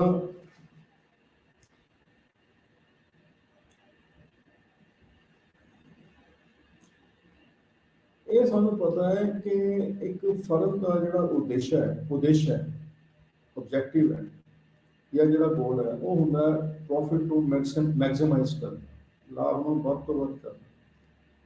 ਲਾਭ ਵੱਧ ਤੋਂ ਵੱਧ ਕਦੋਂ ਹੋਏਗਾ? ਜਦੋਂ ਉਹ ਸਾਧਨਾਂ ਦਾ ਇਸਤਮ ਪ੍ਰਯੋਗ ਕਰੇਗਾ। ਸਾਧਨਾਂ ਦਾ ਜਦੋਂ ਇਸਤਮ ਪ੍ਰਯੋਗ ਕਰੇਗਾ ਤਾਂ ਕੋਸਟ ਆਫ ਪ੍ਰੋਡਕਸ਼ਨ ਜਿਹੜੀ ਹੈ ਉਹ ਮਿਨੀਮਮ ਹੋਏਗੀ ਅਤੇ ਉਤਪਾਦਨ ਕੀ ਹੋਏਗਾ, ਮੈਕਸਿਮਮ ਹੋਏਗਾ। ਤਾਂ ਜੇ ਫੈਕਟਰ ਦੀਆਂ ਪ੍ਰਾਈਸਿਸ ਦਿੱਤੀਆਂ ਹੋਣ, ਜੇ ਫੈਕਟਰ ਮਸਾਲਾ ਦੀ ਕੀਮਤ ਦਿੱਤੀ ਹੋਵੇ, ਤਾਂ ਜਿਹੜਾ ਆਪਟੀਮਲ ਐਕਸਪੈਂਸ਼ਨ ਪਾਥ ਹੈ, ਆਪਟੀਮਲ ਐਕਸਪੈਂਸ਼ਨ ਪਾਥ ਕਿਹੜੇ ਪੁਆਇੰਟਸ ਨੇ, ਕੀ ਸ਼ੋ ਕਰਦਾ ਹੈ? ਜਿੱਥੇ ਆਈਸੋ ਕੋਸਟ ਲਾਈਨ ਅਤੇ ਆਈਸੋ ਪੁਆਇੰਟ ਇੱਕ ਦੂਜੇ ਨੂੰ ਕੀ ਕਰਦੇ ਨੇ, ਟੱਚ ਕਰਦੇ ਨੇ, ਟੇਂਜੈਂਟ ਹੁੰਦੇ।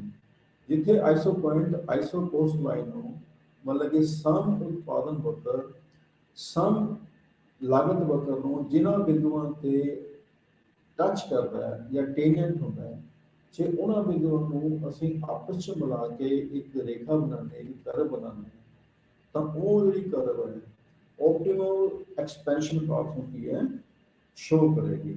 ਅਤੇ ਇਹਨਾਂ ਬਿੰਦੂਆਂ ਤੇ ਆਪਟੀਮਲ ਐਕਸਪੈਂਸ਼ਨ ਪਾਥ ਤੇ ਜੇ ਲੌਂਗ ਰਨ 'ਚ ਫਰਮ ਉਤਪਾਦਨ ਕਰਦੀ ਹੈ ਜਾਂ उत्पादक उत्पादन करता है, तो मिनिमम कॉस्ट होएगी, मैक्सिमम प्रोडक्शन होएगी और प्रॉफिट की होएगा, मैक्सिमम होएगा। जिस तरह के ਅਸੀਂ डायग्राम च देख रहे हैं, डायग्राम जी 8.13 है, इस दे विच ਅਸੀਂ देखते हैं K1 L1 K2 L2 K3 L3। तो K1 L1 ਦੇ ਵਿੱਚ ਆਈਸੋ ਕੋਸਟ ਲਾਈਨ ਤੇ ਜਿਹੜਾ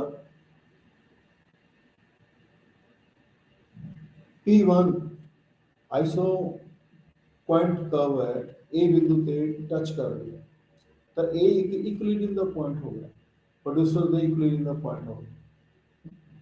ਅਤੇ K2 L2 ਆਈਸੋ ਕੋਸਟ ਲਾਈਨ ਤੇ P2 iso point curve B ਬਿੰਦੂ ਤੇ टच कर रही है, तो B एक इक्विलिब्रियम पॉइंट हो गया। इसी तरह K3 L3 higher iso cost line है, इस हायर आइसो कोस्ट लाइन के उत्ते P3 iso point curve C बिंदु ते टेंजेंट है ਅਤੇ C एक प्रोड्यूसर का इक्विलिब्रियम पॉइंट है। जे ਅਸੀਂ A B ਅਤੇ C ਕੰਬੀਨੇਸ਼ਨਸ ਨੂੰ ਆਪਸ ਵਿੱਚ ਮਿਲਾਉਂਦੇ ਹਾਂ ਤਾਂ ਮਿਲਾ ਕੇ ਜਿਹੜੀ ਰੇਖਾ ਬਣਦੀ ਹੈ, ਇਸ ਨੂੰ ਅਸੀਂ ਐਕਸਪੈਂਸ਼ਨ ਪਾਥ ਕਹਿੰਦੇ ਹਾਂ। ਤਾਂ ਪ੍ਰੋਡਿਊਸਰ ਇਸ ਐਕਸਪੈਂਸ਼ਨ ਪਾਥ ਦੇ ਕਿਸੇ ਵੀ ਬਿੰਦੂ ਤੇ A ਕੰਬੀਨੇਸ਼ਨ ਤੇ, B ਕੰਬੀਨੇਸ਼ਨ ਤੇ ਜਾਂ C ਕੰਬੀਨੇਸ਼ਨ ਤੇ ਜਦੋਂ ਪ੍ਰੋਡਕਸ਼ਨ ਕਰਦਾ ਹੈ ਤਾਂ ਉਸ ਨੂੰ ਗਿਵਨ ਸਰਕਮਸਟੈਂਸਿਸ ਦੇ ਵਿੱਚ ਦਿੱਤੀ ਹੋਈ ਹਾਲਤਾਂ ਦੇ ਵਿੱਚ ਉਸ ਨੂੰ ਪ੍ਰੋਫਿਟ ਕੀ ਹੈ, ਮੈਕਸਿਮਮ ਹੋਏਗਾ, ਅਤੇ ਜਾਂ ਅਸੀਂ ਕਹਿ ਸਕਦੇ ਹਾਂ ਮੈਕਸਿਮਮ ਆਉਟਪੁੱਟ ਹੋਏਗਾ ਅਤੇ ਲਾਗਤ ਜਿਹੜੀ ਹੈ ਉਹ ਮਿਨੀਮਮ ਹੋਏਗੀ। ਤਾਂ ਇਹ ਐਕਸਪੈਂਸ਼ਨ ਪਾਥ ਜ਼ਰੂਰੀ ਨਹੀਂ ਹੈ ਇੱਕ ਸਿੱਧੀ ਰੇਖਾ ਵਿੱਚ ਹੋਵੇ, ਇਹ ਕਰਵ ਦੇ ਵਿੱਚ ਵੀ ਹੋ ਸਕਦਾ ਹੈ। ਐਕਸਪੈਂਸ਼ਨ ਪਾਥ ਇੱਕ ਸਿੱਧੀ ਰੇਖਾ ਵੀ ਹੋ ਸਕਦਾ, ਲੀਨੀਅਰ ਹੋਮੋਜੀਨੀਅਸ ਫੰਕਸ਼ਨ ਵੀ ਹੋ ਸਕਦਾ। ਉਸ ਕੇਸ ਦੇ ਵਿੱਚ ਜਿਹੜਾ ਐਕਸਪੈਂਸ਼ਨ ਪਾਥ ਹੈ ਇੱਕ ਸਟੇਟ ਲਾਈਨ ਵੀ ਹੋ ਸਕਦਾ। ਜ਼ਰੂਰੀ ਨਹੀਂ ਹੈ ਕਿ ਉਹ ਕਰਵ ਦੇ ਵਿੱਚ ਹੋਵੇ ਜਾਂ ਇੱਕ ਸਟੇਟ ਲਾਈਨ ਦੇ ਵਿੱਚ ਹੋਵੇ। ਤਾਂ ਉੱਪਰਲੀ 8.13 ਸਾਨੂੰ non linear production function show ਕਰਦਾ ਅਤੇ 8.14 ਜਿਹੜੀ ਕਰਵ ਹੈ ਉਹ ਲੀਨੀਅਰ ਹੋਮੋਜੀਨੀਅਸ ਪ੍ਰੋਡਕਸ਼ਨ ਫੰਕਸ਼ਨ ਸਾਨੂੰ ਸ਼ੋ ਕਰਦਾ। ਲੀਨੀਅਰ ਵੀ ਜਿਸ ਅਨੁਪਾਤ ਦੇ ਵਿੱਚ ਅਸੀਂ ਸਾਧਨਾਂ ਵਿੱਚ ਵਾਧਾ ਕਰਦੇ ਹਾਂ ਉਸ ਅਨੁਪਾਤ ਦੇ ਵਿੱਚ ਉਤਪਾਦਨ ਦੇ ਵਿੱਚ ਵਾਧਾ ਹੁੰਦਾ ਹੈ, ਅਤੇ ਨੋਨ ਲੀਨੀਅਰ ਦਾ ਮਤਲਬ ਕਿ ਜਿਸ ਅਨੁਪਾਤ 'ਚ ਅਸੀਂ ਸਾਧਨਾਂ 'ਚ ਵਾਧਾ ਕਰਦੇ ਹਾਂ ਉਸ ਅਨੁਪਾਤ ਦੇ ਵਿੱਚ ਉਤਪਾਦਨ ਵਿੱਚ ਵਾਧਾ ਨਹੀਂ ਹੁੰਦਾ। ਤਾਂ ਇਹ ਸੀਗਾ ਲੌਂਗ ਰਨ 'ਚ। ਅਤੇ ਜੇ ਅਸੀਂ ਓਪਟੀਮਲ ਐਕਸਪੈਂਸ਼ਨ ਪਾਥ ਇਨ ਦਾ ਸ਼ਾਰਟ ਰਨ ਡਿਸਕਸ ਕਰੀਏ ਤਾਂ ਸ਼ਾਰਟ ਰਨ ਦੇ ਵਿੱਚ ਉਤਪਾਦਨ ਤਾਂ ਦਿੱਤੀ ਹਾਲਤਾਂ ਵਿੱਚ ਮੈਕਸਿਮਮ ਹੋ ਸਕਦਾ ਹੈ, ਲੇਕਿਨ ਪ੍ਰੋਫਿਟ ਮੈਕਸਿਮਮ ਹੋਏਗਾ ਇਹ ਜ਼ਰੂਰੀ ਨਹੀਂ। ਤਾਂ ਪ੍ਰੋਫਿਟ ਮੈਕਸਿਮਮ ਨਹੀਂ ਹੋਏਗਾ ਸ਼ਾਰਟ ਰਨ 'ਚ। ਇਸ ਨੂੰ ਅਸੀਂ ਇੱਕ ਐਗਜ਼ਾਮਪਲ ਰਾਹੀਂ, ਇਸ ਡਾਇਗਰਾਮ ਰਾਹੀਂ ਅਸੀਂ ਸ਼ੋ ਕਰ ਸਕਦੇ ਹਾਂ, ਕਿਉਂਕਿ ਸ਼ਾਰਟ ਰਨ ਦੇ ਵਿੱਚ ਸਾਰੇ ਫੈਕਟਰ ਦੇ ਵਿੱਚ ਅਸੀਂ ਚੇਂਜ ਨਹੀਂ ਕਰ ਸਕਦੇ। ਕੁਝ ਫੈਕਟਰ ਸਾਨੂੰ ਕੌਨਸਟੈਂਟ ਰੱਖਣੇ ਪੈਂਦੇ ਹਨ, ਕੁਝ ਫੈਕਟਰ ਸਾਨੂੰ ਤਬਦੀਲ ਕਰਨੇ ਪੈਂਦੇ ਹਨ ਉਤਪਾਦਨ ਨੂੰ ਵਧਾਉਣ ਲਈ।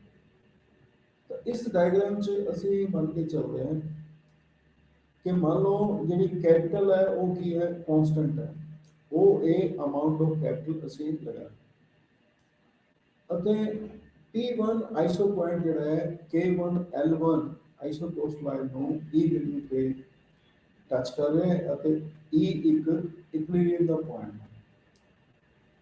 ਹੁਣ ਇਸ E ਬਿੰਦੂ ਦੇ ਉੱਤੇ ਅਸੀਂ ਕੈਪੀਟਲ OA ਲਗਾ ਰਹੇ ਹਾਂ। ਹੁਣ ਮੰਨ ਲਓ ਸ਼ਾਰਟ ਰਨ ਦੇ ਵਿੱਚ ਅਸੀਂ ਉਤਪਾਦਨ ਨੂੰ ਵਧਾਉਣਾ ਚਾਹੁੰਦੇ ਹਾਂ ਅਤੇ ਉਤਪਾਦਨ ਨੂੰ ਵਧਾ ਕੇ P1 ਤੋਂ P2 ਤੇ ਅਸੀਂ ਜਾਣਾ ਚਾਹੁੰਦੇ ਹਾਂ। ਤਾਂ ਉਤਪਾਦਨ ਨੂੰ ਵਧਾਉਣ ਦੇ ਲਈ ਕੈਪੀਟਲ ਤਾਂ ਸੇਮ ਰਹੇਗੀ, ਪਰੰਤੂ ਲੇਬਰ ਦੇ ਵਿੱਚ ਅਸੀਂ EF ਅਮਾਊਂਟ ਦੇ ਵਿੱਚ ਅਸੀਂ ਵਾਧਾ ਕਰਨਾ। ਲੇਕਿਨ ਜਿਹੜਾ F ਬਿੰਦੂ ਹੈ ਇਹ ਇੱਕ ਇਕੁਇਲੀਬਰੀਅਮ ਦਾ ਪੁਆਇੰਟ ਨਹੀਂ ਹੈ। ਇਕੁਇਲੀਬਰੀਅਮ ਦੇ ਪੁਆਇੰਟ ਦੇ ਇਸ F ਬਿੰਦੂ ਦੇ ਉੱਤੇ ਪ੍ਰੋਫਿਟ ਜਿਹੜਾ ਹੈ ਪ੍ਰੋਡਿਊਸਰ ਨੂੰ ਮੈਕਸਿਮਮ ਨਹੀਂ ਹੋ ਰਿਹਾ, ਕਿਉਂਕਿ ਮੈਕਸਿਮਮ ਪ੍ਰੋਫਿਟ ਜਿਹੜਾ ਹੈ ਉਹ ਐਕਸਪੈਂਸ਼ਨ ਪਾਥ H ਬਿੰਦੂ ਤੇ ਹੋਵੇਗਾ। ਅਤੇ ਸਾਨੂੰ ਦੇਖ ਰਹੇ ਹਾਂ ਕਿ F ਬਿੰਦੂ ਜਿਹੜਾ ਹੈ P2 ਆਈਸੋ ਪੁਆਇੰਟ ਤੇ ਪਾਇਆ ਜਾ ਰਿਹਾ ਹੈ, ਲੇਕਿਨ ਇਹ ਆਈਸੋ ਕੋਸਟ ਲਾਈਨ ਨੂੰ ਟੱਚ ਨਹੀਂ ਕਰ ਰਿਹਾ। ਇसी तरह ਜੇ ਅਸੀਂ ਸ਼ਾਰਟ ਰਨ 'ਚ P2 ਤੋਂ P3 ਤੇ ਜਾਣਾ ਚਾਹੁੰਦੇ ਹਾਂ ਜਾਂ P2 ਤੋਂ P3 ਤੱਕ ਅਸੀਂ ਆਊਟਪੁੱਟ ਵਧਾਉਣਾ ਚਾਹੁੰਦੇ ਹਾਂ, ਲੇਬਰ ਅਸੀਂ ਵਧਾ ਸਕਦੇ ਹਾਂ, ਲੇਕਿਨ capital that will remain the same. ਅਤੇ G ਪੁਆਇੰਟ ਵੀ ਜਿਹੜਾ ਹੈ P3 ਤੇ ਪਾਇਆ ਜਾਂਦਾ, ਇਹ ਸ਼ੋ ਕਰਦਾ ਕਿ ਇਹ ਮਤਲਬ ਓਪਟੀਮਲ ਪੁਆਇੰਟ ਨਹੀਂ ਹੈ, ਮਤਲਬ ਮੈਕਸਿਮਮ ਆਊਟਪੁੱਟ ਇਸ ਤੇ ਹੋਵੇ ਜਾਂ ਮੈਕਸਿਮਮ ਉਸਨੂੰ ਪ੍ਰੋਫਿਟ ਹੋਵੇ ਪ੍ਰੋਡਿਊਸਰ ਨੂੰ, ਇਹ ਨਹੀਂ ਹੈ। ਕਿਉਂ? ਕਿਉਂਕਿ ਮੈਕਸਿਮਮ ਜਿਹੜਾ ਪ੍ਰੋਫਿਟ ਹੈ ਉਹ I ਬਿੰਦੂ ਤੇ ਹੋਏਗਾ। ਇਹ ਕਿਉਂ ਹੋ ਰਿਹਾ ਹੈ? ਕਿਉਂਕਿ ਸ਼ਾਰਟ ਰਨ 'ਚ ਅਸੀਂ ਦੋਨੋਂ ਫੈਕਟਰ ਦੇ ਵਿੱਚ ਤਬਦੀਲੀ ਨਹੀਂ ਕਰ ਪਾ ਰਹੇ, ਅਸੀਂ ਸਿਰਫ ਇੱਕ ਸਾਧਨ ਦੇ ਵਿੱਚ ਤਬਦੀਲੀ ਕਰਕੇ ਦੂਸਰੇ ਫੈਕਟਰ ਨੂੰ ਕੌਨਸਟੈਂਟ ਮੰਨ ਕੇ ਅਸੀਂ ਉਤਪਾਦਨ ਦੇ ਵਿੱਚ ਵਾਧਾ ਕਰ ਰਹੇ ਹਾਂ। ਅਤੇ ਜੋ ਮੈਕਸਿਮਮ ਉਤਪਾਦਨ ਇੱਕ ਪ੍ਰੋਡਿਊਸਰ ਮਿਨੀਮਮ ਕੋਸਟ ਦੇ ਨਾਲ ਕਰ ਸਕਦਾ ਹੈ, ਉਹ ਸ਼ਾਰਟ ਰਨ 'ਚ ਪੋਸੀਬਲ ਨਹੀਂ ਹੈ। That is possible only in the long run. ਇਸ ਕਰਕੇ ਪ੍ਰੋਡਿਊਸਰ ਨੂੰ ਮੈਕਸਿਮਮ ਪ੍ਰੋਫਿਟ ਐਫ ਅਤੇ ਜੀ ਕੰਬੀਨੇਸ਼ਨਸ ਤੇ ਨਹੀਂ ਹੋ ਰਿਹਾ, ਜਿਹੜਾ ਕਿ ਪੋਸੀਬਲ ਹੈ ਐਚ ਅਤੇ ਆਈ ਕੰਬੀਨੇਸ਼ਨਸ। ਠੀਕ ਹੈ ਜੀ। ਤਾਂ ਅੱਜ ਅਸੀਂ production with two variable inputs ਇੰਨਾ ਕੁ ਹੀ ਡਿਸਕਸ ਕਰਨਾ ਹੈ। ਤਾਂ ਹੁਣ ਅਸੀਂ 5-10 ਮਿੰਟ ਦੇ ਵਿੱਚ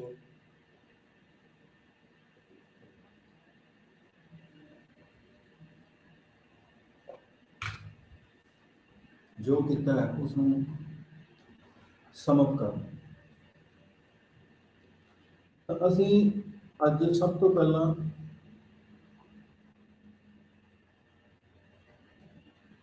डिस्कस किया कि असीं की करना चैप्टर ऑब्जेक्टिव्स।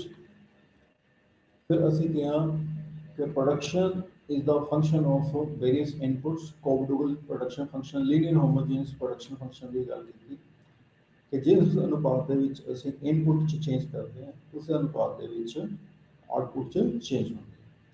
जे असीं लैम्डा टाइम्स जिहड़ा उल्टा वाई लगदा सानूं ये लैम्डा कहने हैं असीं, जे असीं इन्ने गुना मतलब 5 टाइम्स सपोज असीं इनपुट च वाधा करते हैं तो 5 टाइम्स ही आउटपुट च वाधा। फिर असीं आइसोपेंट की गल की कि आइसोपेंट की होंदी है कि दो साधनां दे वखरे वखरे जोड़े जिहड़े कि सानू मीनस प्रोड्यूसर नूं समान उत्पादन नूं दर्शाउंदे ने, उन्हां नूं असीं आइसोपेंट कहते हैं। टेबल तो सानू शो होता है जे लेबर की इकाइयां असीं घटाने हैं तो कैपिटल की इकाइयां असीं घटाने।